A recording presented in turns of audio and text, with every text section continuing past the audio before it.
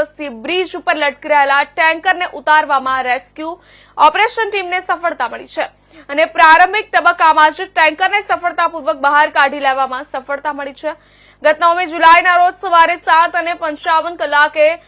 ગંભીરા ઓવરબ્રિજનો એક ભાગ બેસી જતા 5 થી વધુ વાહનો નદીમાં ખાબક્યા હતા અને જેમાં 23 થી વધુ લોકોના મોત થયા હતા, જ્યારે એક ટેન્કર બ્રિજ ઉપર લટકી રહ્યું હતું। આ બ્રિજના માલિકે બ્રિજ ઉપર ફસાયેલા ટેન્કરને બહાર કાઢવા માટે અનેક રજૂઆતો કરી હતી, ત્યારે વડોદરા અને આણંદ વહીવટી તંત્રને કરેલી રજૂઆતો બાદ આ અંગે મુખ્યમંત્રી ભૂપેન્દ્ર પટેલે આ ટેન્કરને બ્રિજ પરથી ઉતારવાની જવાબદારી આણંદના કલેક્ટરને સોંપી હતી। ત્યારબાદ પોરબંદર અને વિશ્વકર્મા મરીન ઇમરજન્સી રિસ્પોન્સ સેન્ટરની ટીમે રેસ્ક્યુ ઓપરેશન હાથ ધર્યું હતું અને ગઈકાલથી જ ઓપરેશન હાથ ધરવામાં આવ્યું હતું। ત્યારે આજે રેસ્ક્યુ ઓપરેશનના ટેસ્ટિંગ દરમિયાન જ રેસ્ક્યુ ટીમને ટેન્કરને કેપ્સ્યુલ બલૂનથી ઊંચું કરી બ્રિજ પર ખેંચી લેવામાં સફળતા મળી હતી અને છેલ્લા 27 દિવસથી બ્રિજ પર લટકી રહેલો ટેન્કર બહાર કાઢવામાં આવ્યું હતું।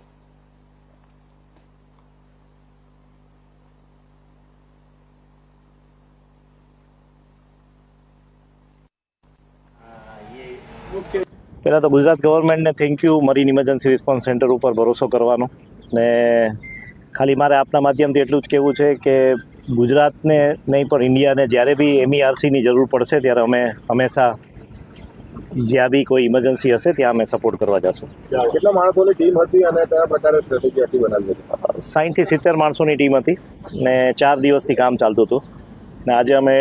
લોડ ટ્રાયલ સાથે સાથે અમારો પ્લાન હતો જ કે અમે પાછળ પુલ બેક કરી લે। ચેલેન્જ તો બે બાજુ આપને ખબર જ છે કે પાણી હતું, બ્રિજ વીક હતો, સો બ્રિજ બી આપણે ડેમેજ નથી કર્યો, બ્રિજ જેમ જે પોઝિશનમાં હતો એ જ પોઝિશનમાં છે, પ્લસ સ્ટ્રક્ચર થોડું વીક હતું એટલે ચેલેન્જ એ હતી કે અમારે જે કાંઈ ઓપરેશન હતું એ 900 મીટર દૂરથી કરવાનું હતું, કારણ કે હ્યુમન સેફટી પહેલાં અમારું પ્રાયોરિટી છે ને એ જ અમે ફોલો કર્યું છે। ગંભીરા બ્રિજની દુર્ઘટના પછી ઘણા છેલ્લા 20 દિવસથી અહીંયા ટ્રક ફસાયેલું હતું, જે એક વહીવટી તંત્ર માટે તો એક મોટી પડકાર પણ હતી, કેમ કે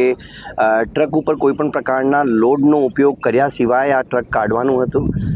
સરકારશ્રીના માર્ગ અને વકાન વિભાગ તરફથી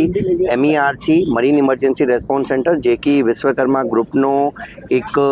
કંપની છે અને જે ઓલરેડી આખા સમગ્ર ઇન્ડિયામાં જ્યારે પણ કોઈ પણ સમુદ્રમાં ઇમરજન્સીની બાબત આવે છે તો જે હંમેશા ખડે પગે ઊભો રહીને કામ કરતી કંપની છે।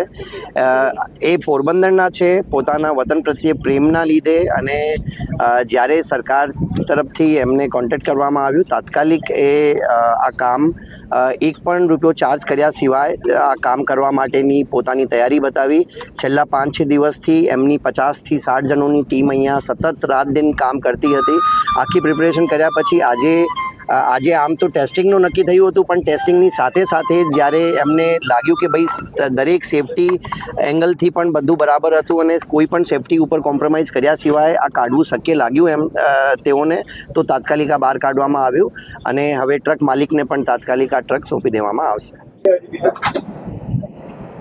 બસ હોલ્ડ ઓન